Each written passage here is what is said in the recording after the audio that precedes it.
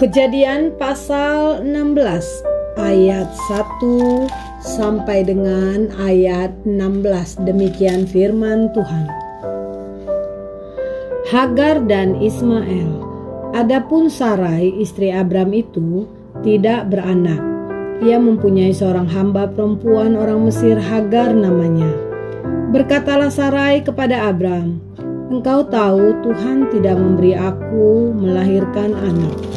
Karena itu baiklah hampiri hambaku itu. Mungkin oleh dialah aku dapat memperoleh seorang anak."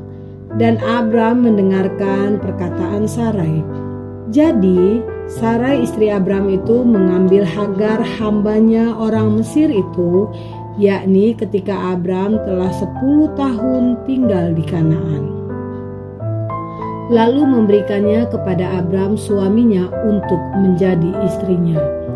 Abram menghampiri Hagar, lalu mengandunglah perempuan itu. Ketika Hagar tahu bahwa ia mengandung, maka ia memandang rendah akan nyonyanya itu.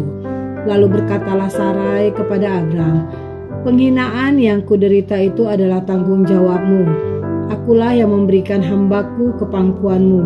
Tetapi baru saja ia tahu bahwa ia mengandung, ia memandang rendah akan aku. Tuhan kiranya yang menjadi hakim antara aku dan engkau. Kata Abram kepada Sarai, "Hambamu itu di bawah kekuasaanmu. Perbuatlah kepadanya apa yang kau pandang baik." Lalu Sarai menindas Hagar sehingga ia lari meninggalkannya. Lalu malaikat Tuhan menjumpainya dekat suatu mata air di padang gurun, yakni dekat mata air di jalan ke Syur. Katanya, "Hagar, hamba Sarai, dari manakah datangmu dan kemanakah pergimu?" Jawabnya, "Aku lari meninggalkan Sarai nyonyaku." Lalu kata malaikat Tuhan itu kepadanya, "Kembalilah kepada nyonyamu, biarkanlah engkau ditindas di bawah kekuasaannya."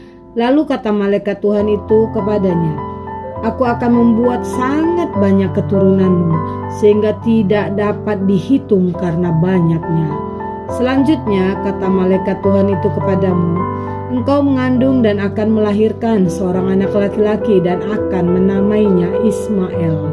Sebab Tuhan telah mendengar tentang penindasan atasmu itu, seorang laki-laki yang lakunya seperti keledai liar. Demikianlah nanti anak itu, tangannya akan melawan tiap-tiap orang dan tangan tiap-tiap orang akan melawan dia. Dan di tempat kediamannya ia akan menentang semua saudara-saudaranya." Kemudian Hagar menamakan